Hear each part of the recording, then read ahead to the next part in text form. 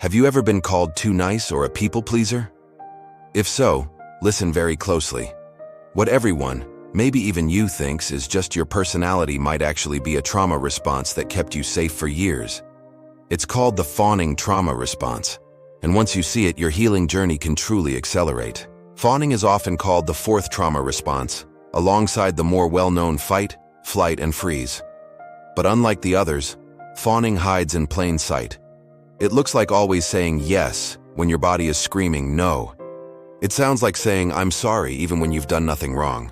And it feels like constantly walking on eggshells in every relationship, always scanning people's faces to make sure no one is upset with you. So why do we do this?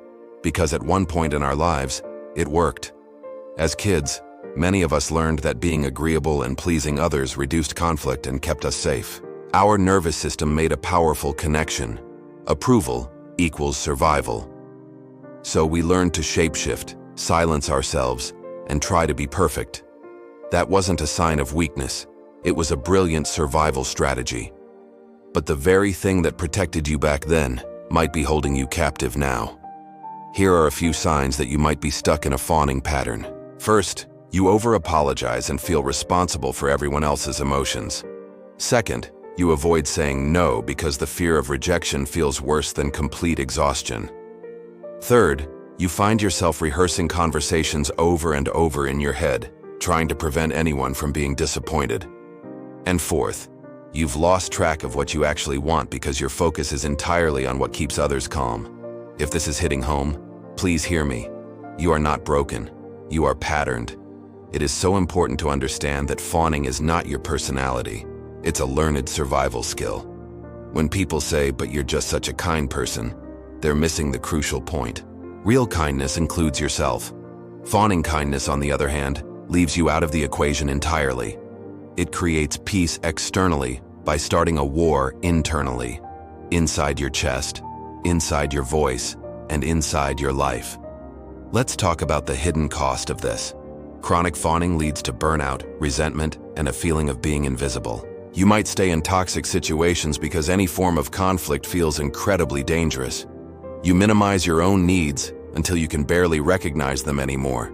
You give and give and give, and then you're left wondering why you feel so empty and unseen. This is why just trying harder doesn't work. The problem isn't your effort, it's the direction of that effort. You've been directing all your care outward, leaving yourself completely out of the circle. So how do you begin to heal? The key is to start small and be kind to yourself. Step 1. Practice tiny no's in low-stakes situations. Try saying, "I can't tonight, but thank you so much for the invitation." This teaches your nervous system that the world doesn't end when you protect your energy. Step 2. Before you automatically apologize, pause. Ask yourself, did I actually do something wrong here, or am I just trying to manage someone else's discomfort? Step 3 is daily self-validation. Put a hand on your heart and say to yourself, my needs matter. I am allowed to disappoint people and still be safe. That one sentence can begin to rewire the old, deep-seated rule that approval equals survival. Step 4 involves regulating your nervous system.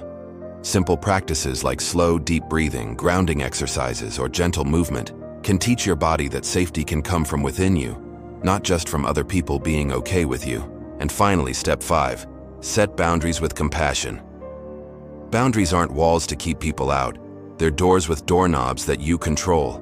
They protect your time, your energy, and your sense of self.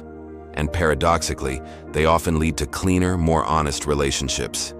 Here's the reframe that can change everything. Choosing yourself isn't selfish, it's sustainable. The relationships that are meant for you will adjust and grow with you. The ones built on your self-abandonment will resist, and that resistance is valuable information. When you stop rescuing everyone, you make space for the right people to meet you in the middle.